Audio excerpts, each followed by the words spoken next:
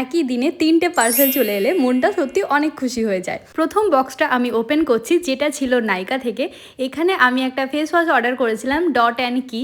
গরমের জন্য এটা খুব ভালো, একটা কুলিং এফেক্ট দেয়। ছিল এই চারকোল ফেস প্যাকটা, যেটা আমি পেয়েছিলাম মাত্র 50 টাকা পে করে। এই পার্সেলটা ছিল সারিকার প্রাকৃতিক থেকে, আমার অনেক পছন্দের একটা ব্র্যান্ড।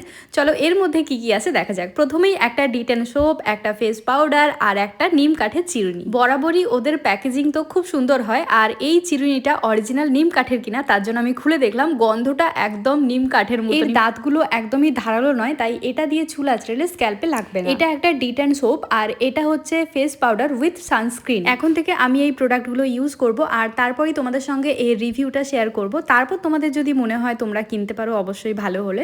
আর এটা ছিল ফ্লিপকার্ট থেকে, খুব কাজের একটা জিনিস কিনেছি। আসলেই আমার কফি খেতে খুব ভালো লাগে, কিন্তু ওই ফোম যে ব্যাপারটা হয় ওইটাই আমার ভালো লাগে, সেই জন্য এটা আমি ফ্লিপকার্ট থেকে কিনেছি। এটা কাজ করে কি না সেটা আমি নেক্সট কোনো ভিডিওতে দেখাবো, যখন আমি এটা দিয়ে কফি বানাবো। তো এই ভিডিওটা কেমন লাগলো অবশ্যই জানিও।